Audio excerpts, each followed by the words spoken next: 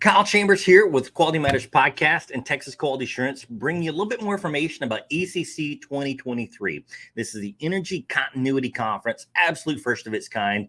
And we're tackling sometimes a bit of difficult topics. And one of them is workplace violence, specifically even taking a look at options for what if there's an active shooter in our workplace?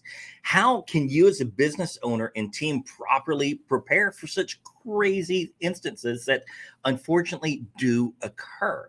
So the question we really got to ask is what's going on with workplace violence and, God forbid, active shooter scenarios? Look, there's no shortage of ideas and theories. We all know that. But there are some very simple facts that are not disputed.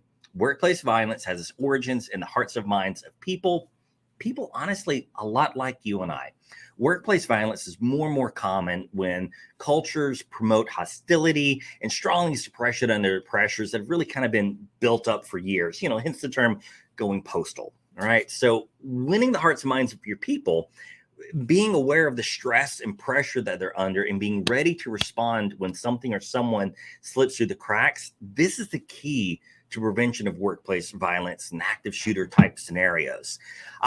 The first steps really include, employee screening and background checks, which I think are fairly common knowledge. Most of us take part in, but we all know that these are by no means foolproof, but they must be, the first step.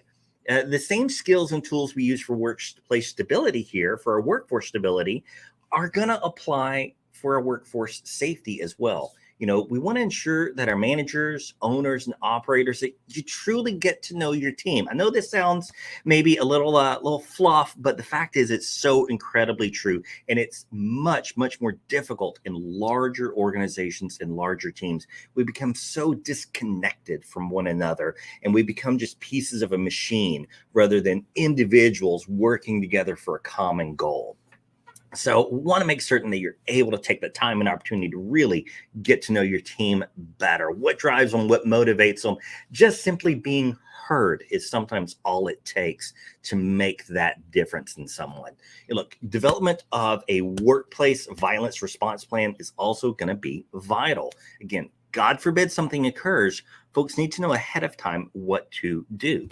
The plan should highlight what you can do to stabilize the situation, how you communicate with employees, and then transition into a recovery mode. You may consider investing in armed security or select team members to deter those who would otherwise seek to do harm. No doubt solutions such as these can present their own risks. But all risks do have the opportunity for mitigation. And if any of you've watched any of our videos talking about risk and opportunity, you know that risk and opportunity are just two sides of the same coin. Look, there's also programs available to help employees who are struggling with mental health and struggles at home.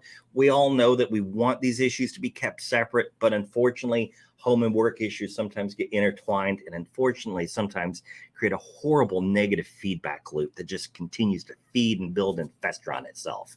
But hey, at the end of the day, the key is going to be winning over the hearts and minds of your employees so that you can build trust and build security and make sure that you are prepared when the worst case scenario does occur. So, hey, if this is something that is of interest to you, if this is something you think, man, really want to put some improvements in place in my workforce, or, hey, I've got some great solutions to help others about it, and I just don't know how to get the word out there, then ECC 2023 is the conference for you.